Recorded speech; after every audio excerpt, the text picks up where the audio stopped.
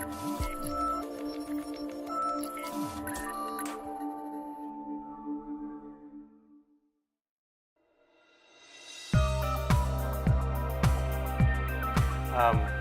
behalf of Warren County Public Schools, I want to thank K12 Facilities Forum for allowing me to come discuss our NetZero Energy School in Warren County Schools. I've heard a lot this week so far about the transparency, and we're always on board with that. So full disclosure, I am the Facilities Director for Warren County Public Schools. We are a school district. It's now the 4th largest school district in Kentucky, about 16,000 students. We have 24 schools, currently building our 25th school. It's our 15th elementary school. But prior to that, I was actually a board member. I was a board member for the Warren County Schools for 12 years. So a lot of my perspective with this particular project is going to come from those years as a board member. So today, or this morning, I just want to discuss a little bit about how the NetZero Energy School came to be, some of the lessons that we learned in that, and how that impacted not only just that school, but the community and the district itself. Of course, we know when we're looking at energy performance in an automobile, we want the higher the miles per gallon, the better. And that's what we look for in energy usage in a vehicle. When we're looking at energy usage in a building, we're measuring kilobtu's, British thermal units. And so the lower it is, the better off we are. And so that was one of the driving points that we looked at. In the state of Kentucky, the average cost, as you can see there, is $2,500 per kilobtu, and that adds up quickly. In Kentucky, we're in the climate zone 4, and the average school building, average elementary school, uses 73 kilobtus. And the average annual cost of that is over $182,000. And that runs into a sizable amount of money expenditures each year very quickly. So, as I said, the average school uses 73 kilobtus. The Energy Star rating is a reduction to 25%, so that gets you down to 54 kilobtus annually. Next is LEED certified buildings, improves upon that. The ASHRAE standards get you to half of what your average consumption is. And to get to NetZero Ready status, it puts you at 75 kilobtus of usage per square foot annually. So at Richardsville Elementary, which is the location of our NetZero school, that energy consumption is 18.2.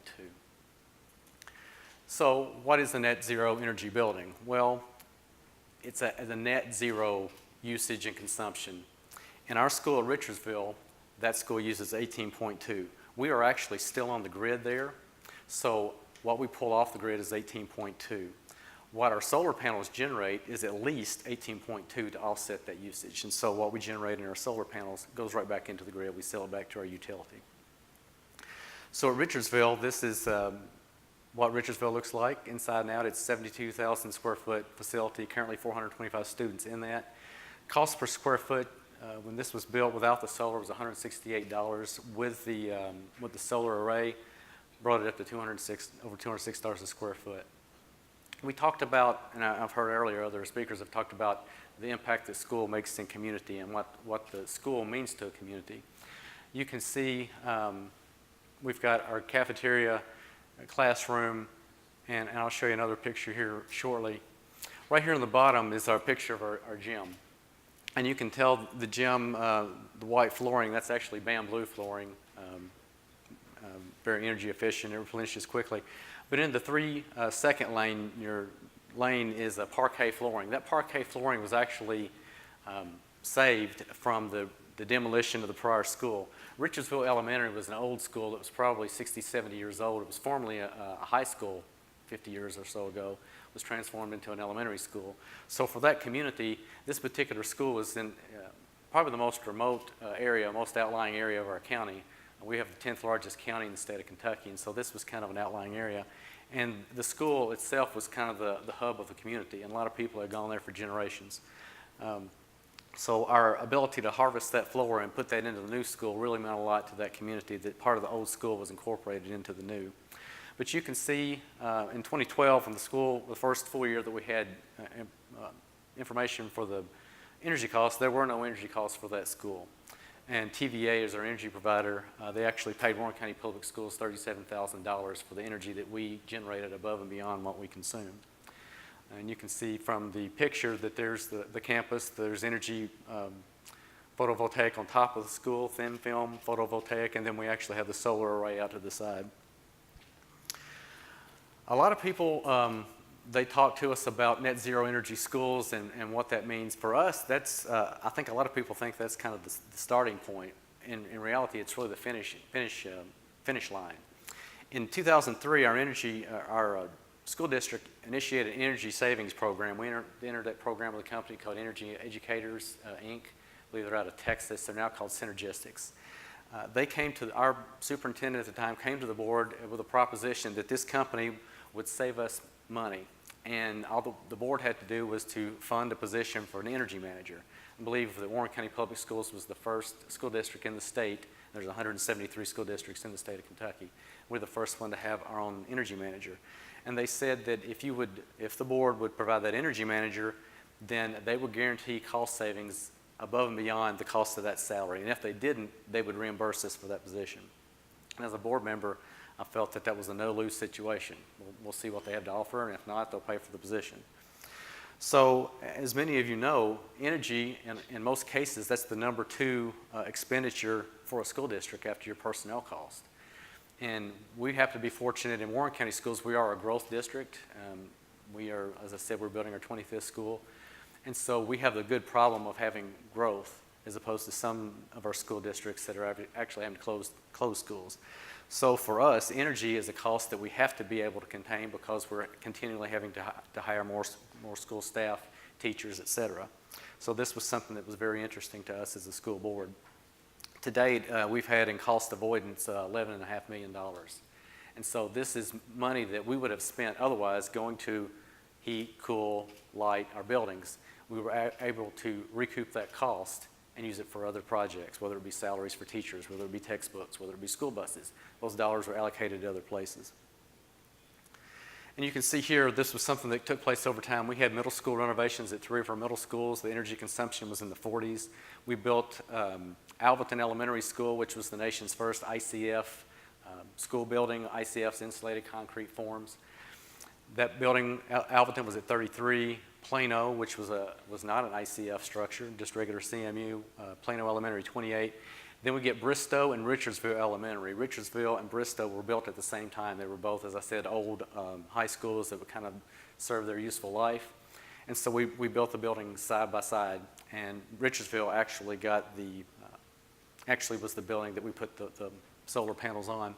After that, we built the Jody Richards Elementary School, and the energy consumption there is even lower than Richardsville. And both Bristow and Jody Richards are NetZero Ready, meaning that they were constructed in the exact same fashion as Richardsville. However, they don't have the solar panels with that. So as I mentioned, all of the schools in our district are Energy Star rated schools. As a district, we have an average of 40 kilobTUs of energy, and that includes the one that was 16 all the way up to some buildings that are Energy Star labeled but still higher consumers of energy. Warren County does have the first net zero energy school in the nation. We have the most energy efficient school in the state of Kentucky, and along with the ICF construction that we use, and that helps us get those energy consumption down where the solar panels make sense.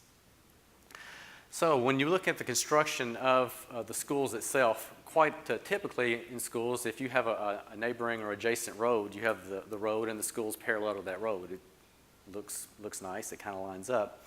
Well, one of the things that we found in working with our architect, and the architect firm is Sherman Carter Barnhart, they're based in Lexington, Kentucky. I have a long-term relationship with them. And they informed us that the orientation of that building helps provide active daylighting solutions so that we can harvest that daylight, natural daylight, where we don't have to have lights turned on, et cetera, et cetera. So that was a big thing. So when you look at the school, it's not exactly lined up parallel with the neighboring road. And there's other factors involved there. Filter the stormwater runoff, helps reduce or eliminate detention basins. All these go in. And you can see from the school, we have aesthetically, it's a very beautiful building. It's a 2-story structure, which the school that was built before was a 2-story structure. So there's a lot of similarities in the two schools. And again, we incorporate energy efficient systems in the construction of it. There are the compact building volume that reduces that area of exposed surfaces. We use super insulated exterior wall and roof systems with the ICF Construction. We have energy efficient HVAC systems and geothermal systems. Virtually all the schools in our system, we use the geothermal system with heat pumps, et cetera. So the way the school was designed was with energy consumption in mind. In 2011, the American Schools and Universities issued a special citation, and as you can see there, they stated it was an exceptional demonstration of a net zero school, and said that the Warren County Schools delivered on our commitment, and said it simply puts to rest the statement, it can't be done. Week before last, we quite often have visitors to our school. They want to visit the school, so we had 2 buses in, and we toured. I had one tour bus, and had the conversation with this group. And I said, if a decade ago you had taken a map of the United States and you said, okay, we want to build the nation's first net zero energy school, I can assure you there's not one person in the United States that would have picked Richardsville, Kentucky for that school. So, having said that, if we can do it in Richardsville, it can be done virtually anywhere under the right circumstances. I spoke with the ICF. You can see here there's a good representation of the ICF. It's poured concrete into those forms. Nudura is the company that we've worked with our schools. The speed of construction is increased substantially, we feel. The energy insulation that it provides is substantial. But one thing that I like to point out is that the concrete can vary, and I'm not the architect or the engineer, but it's at least a foot thick and thicker in some places. And I mentioned to that group a few weeks ago that if we have a serious storm, and in Kentucky where we are, we can have wide swings in our weather. Last year we had a few inches of snow. The year before that we had over a foot of snow. So for many of you, a foot of snow is not a big deal. In Kentucky, we can shut down a school district for an inch of snow. So a foot's a very big deal. This year we didn't have any 100-degree weather days, but we have, with the humidity, we have heat index days of well over 100 several days in the summer. So we have wide variations. But we had 5 years ago, roughly 100 miles north of us in Indiana, Henryville, Indiana, a tornado hit a high school there and destroyed it. On the same day, 200 miles east of us, tornado system hit school there and destroyed that school in West Liberty, Kentucky. So I told that group, I said, the Jody Richards school that I pointed out, our last elementary school that we built, it's also ICF constructed. If a major storm was coming, I would much rather be in one of our schools with these ICF construction than one in my own home. I feel very safe that my children are in schools that are built with this style. You can see here the graph of the energy consumption at Richardsville. Most of it, the majority is the HVAC system, lighting, kitchen, and then your plugs and IT after that. And we just want to show you this graph, and it goes back and it shows you, graphically that 73 kilobtu average is what the typical elementary school uses. The ASHRAE standards are half that. Richardsville is well below that, and it just kind of puts into perspective the energy consumption that's at that school. So go back to daylight harvesting. There's a classroom. We reflect the natural light into the classroom setting.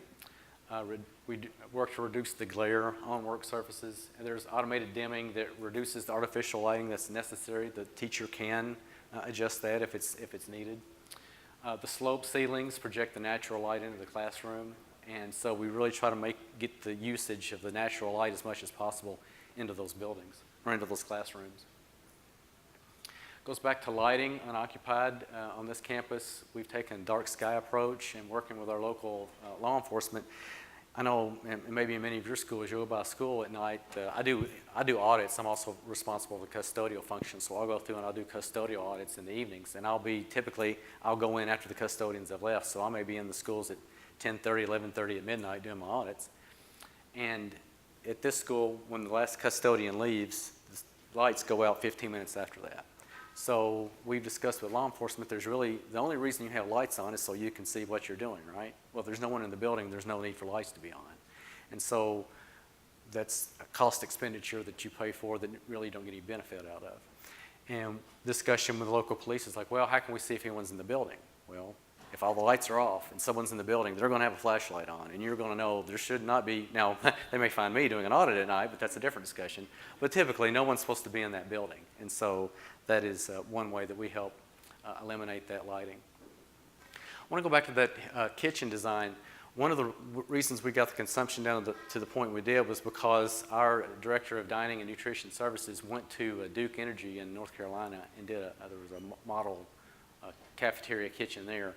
And we found that one of the largest consumption of energy in your kitchen setting was the hood that you have to have for your fryers and your kitchen supplies. So we decided to eliminate that type 1 hood and go with a combi oven. And so there's no fryers in the school, so there's no need for the large hood that sucks the air out of the kitchen. Well, the additional benefit is there's healthier food for the kids to eat and more nutritious food for the kids. The kids are healthier. They still have French fries. They don't know the difference. They think it's French. They think it's fried, and if you were to eat there too, and I hadn't told you, you probably wouldn't know the difference. But the additional benefits besides the energy savings, we've seen those as well. The next step to that is our director of food service got creative and said, well, how can we take that a step further? And so we have energy-free lunches. Now, when I was in school, we also had energy-free lunches. They were called brown bag lunches. But on those days, they'll be fed a nutritious lunch, and no ovens are turned on, thrown away, so there's no dishes to wash. So that one day out of the year, that energy consumption even goes down further, and that's spread across the entire district. This is an interesting point. We have found that there was this spike in energy consumption in the kitchen, and they went out and they tested. They thought maybe there was a faulty system, so they switched it out. They checked. They couldn't figure it out. Finally, it dawned on them that our ice cream provider had provided a cooler that the kids could use to get their ice cream out. Well, those were being left plugged in during the day, and so we had this huge spike. So we had to work with food service to tell them we can still have the kids use those ice cream coolers, but at the end of the day, put it back in the big freeze in the back and unplug that, because that, again, when that runs as it does, it drains a tremendous amount of energy out of the system. Our computers, this was a test case for the TVA. We decided not to have in the construction of the school a computer lab. We do the lab on carts, and so we're able to take those into the classroom. That reduces that energy consumption. They can be charged throughout the day so that at night all the equipment's off. The next morning you come in, they're fully charged, ready to go. And it also helps in the educational process in the fact that you don't lose time moving a class up, down the hall into another class. You just take the cart in and you hit the ground running, so you gain that additional time. It doesn't seem like a big deal, but over the course of a school year, that's education time that you're losing. So there's additional building strategies that go into that. 24/7 building operation plan. We have a user-friendly automated building control system, motion detection systems. So there was really forward thinking that went on with our architect firm and our energy firm CMTA to figure out what the life of a school looked like and how we could design that school so that it wouldn't negatively impact the school, give those students everything that they need, but still reduce the consumption of energy. So the 60% of the energy that is generated is on these photovoltaic panels. They're rolled out. You can actually walk on them. We don't recommend it. We have a little path, and just as an aside, I want to extend an invitation to everyone here. You're welcome to come. We would love to have you come to our school district. I'll take you up on top of the roof and you can see them firsthand. But we do have the solar array there. It's a thin film. Then the remaining 40% is the shade structure there. And we had to do it in two phases. One, the old school had to be demolished, so we had to wait to construct that afterwards. But once that was up and running, we have 100% of the generation required from that photovoltaic system. Plus you get some, as you can see, there weren't any trees up there, so those are prize parking spots in the summer. The entire package was just over $2 million. We were fortunate that we were able to be awarded stimulus funds of just over $1 million to pay for about half of those, and the district picked up the difference. I want to point out that the TVA, the Tennessee Valley Authority, they pay us 22 cents a kilowatt hour, which we generate more than we use, and we sell that back to them, so we actually get that check at the end of the year that benefits us. At the end of that term, the contract that we have a TVA, that'll drop back to 12 cents is what we pay now, so we'll be basically breaking even, but we did get that arrangement where to help offset the cost of the solar panels. Again, Richardsville generated almost 50 more megawatt than it consumed, and that's something that you really don't know till you get into it. It was advertised as such, but as they say, the proof's in the pudding. This graph right here kind of shows, as you would expect, in our summer months, in June and July and August, that's when we have the most sunny days. That's when we generate the most electricity, and then consequently in December, January, February, when it's winter months and cloudy, we don't generate as much. We're pretty consistent in the consumption costs throughout the year, so you can see the net benefit to us. Net zero is actually, if you break even, we're actually a net positive because we're receiving more than what we generate. I go back to, this is a school building. This isn't a courthouse, a municipal building. It's a school building, and we have students, and we didn't want to just put them in a NetZero Energy school and say congratulations. We want to take the opportunity to use the building itself as part of the pedagogy. So the building is a teaching school itself. Each hallway has an energy-related theme. There are green screens when you walk in the entrance on either side. There's these screens, and it tells you the energy consumption as of that moment. This gentleman here is Dr. Eli Capilouto. He's the president of the University of Kentucky. He heard about us and wanted to come down and visit us firsthand. And our students are trained and well versed in this. They actually they're giving him the tour. They can, on the last day that I was there, they were in class and weren't able to, but the energy teams there, they can give the tours themselves. They understand the photovoltaic, geothermal systems themselves. And I feel like this is a good life lesson. If they're learning that at school, they can take that at home. They can take that to when they go to college. The expectations that we set with them can be set with them for a lifetime, so that when they build their homes, when they are future teachers or business leaders in the community, we can implant this in them, plant that seed, and they can go forward with it. So as we've spread that energy initiative district-wide. Each school has an energy team. They can monitor energy consumption in their school, do projects like recycling and so forth. And we want to make sure that it's an opportunity for all the schools in our district, not just Richardsville that happens to have the solar panels there, but for all the students as well. So NetZero Ready, we have Bristol Elementary School, which I said was built simultaneously with Richardsville. The only thing that it lacks is solar panels to start generating electricity. And you can see the energy cost savings at that school because of our energy management program is over $95,000. Jody Richards Elementary is another school. Again, it's NetZero Ready. As I mentioned, our 15th elementary school is under construction right now. It's also being designed as a NetZero Energy school. And then our school board chairman, he lives 2 houses down from Richardsville Elementary School. It was the school he went to as an elementary school student. He takes great pride in that school. He still lives in that community. He takes even greater pride in the fact that Richardsville doesn't have an energy bill that we have to pay each month, and that we actually get a check back. And we've been displayed in that. This slide here talks about how the responsibility in the near future, it's very well possible the federal law would require new buildings to have their energy performance made visible. Just like we have nutrition facts on food boxes, our buildings may have that. I look at it from a standpoint that, coming from a school board member and now as a facilities director, that we have the obligation and the duty to be good stewards of taxpayer dollars. And so, as I mentioned then, and I mentioned now, you build a school one time, but you'll heat it, cool it, light it for the next 40, 50, 60 years. So when we first built this school, we had the discussion, well, it'll cost more to build a NetZero Energy school. Possibly, there might be a small upcharge. I would argue that it was comparable to one that wasn't. But I think in the long run, the best value that you're going to get out of that school will come from a NetZero Energy school. And the way that we got to this was that we had a visionary superintendent at the time. He came to us as a board, and we were very open to it. Again, we started the energy management program, but we had this as a goal in mind. Our architects that we worked with and our engineers, they all had this as a goal that, maybe we would have never made it to NetZero Energy, but let's try and see if we can do it. And so every school that we build now we follow that same pattern. And that's just the expectation in our district, is that we're going to have energy efficient schools. And I've heard, and you all have school boards. I have a school board. We have school board members. We were very fortunate at the time that I served, and even now, our school board members were very big picture. It could have been very easy for me. Bristow Elementary School was the school that, that's the school, well, not that school, but the old school was the school that I went to.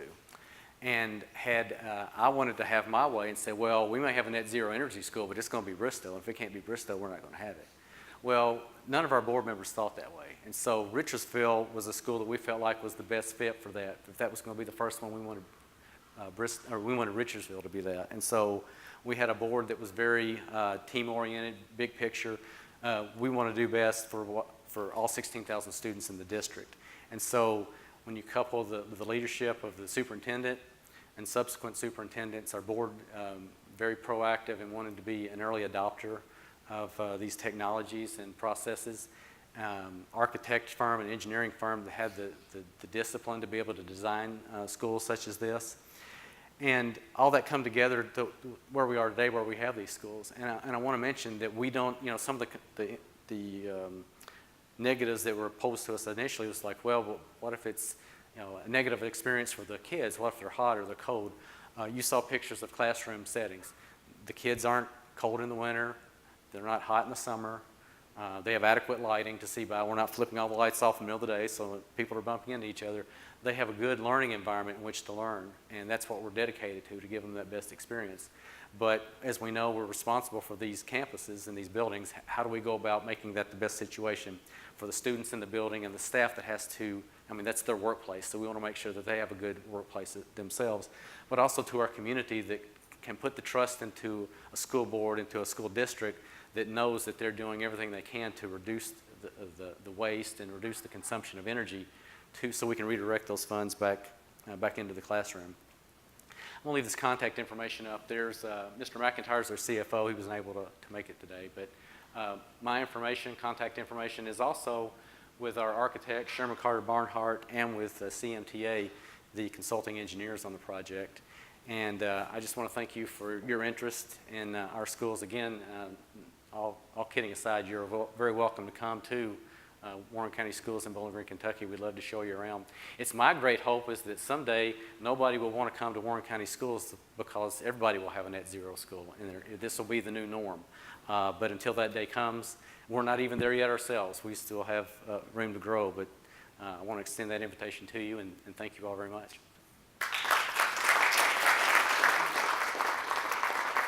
Thank you.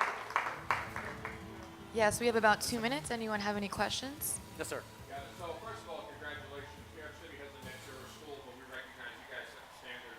We really did the work standing on the top of what you'd already done. It was a great success, so credit to you folks. Talk a little bit about the maintenance and operations costs, staffing of the building. How is it different than a normal school, and the cost of the maintenance, how is it different? Well, I wish my maintenance director was here today to help answer some of those questions because he handles that. But as far as the staffing, we don't staff, that's another one of our schools. We have 14 elementary schools, 4 middle, 4 high schools, and we staff it the same way as far as custodial is concerned, as far as we have zone mechanics, so that's another school that they're responsible for. Now, when we have, to my knowledge, we've never had any issues with the solar array. If we were to have issues with that, we would call in, obviously, engineers to come work on that for us. But as far as the HVAC units themselves, they operate and maintain those just as they would in any of our other schools. And that's another consideration. We're short-staffed in bus drivers and custodians and maintenance workers, so for us to build a building that puts an additional burden on staffing really doesn't make sense either. So that, all that has to be incorporated in there. Yes, sir. Yeah, we in Maryland, Maryland put out an RFP for 3 NetZero schools. Baltimore City, we were able to get 2 of those. Awesome. So we have schools that are very in close proximity, and we're going to build them almost exactly alike, but we're comparing them to other schools nearby. We were able to get $2.5 million in grants per school from the state that kind of offset the additional cost. And I wanted to ask, you didn't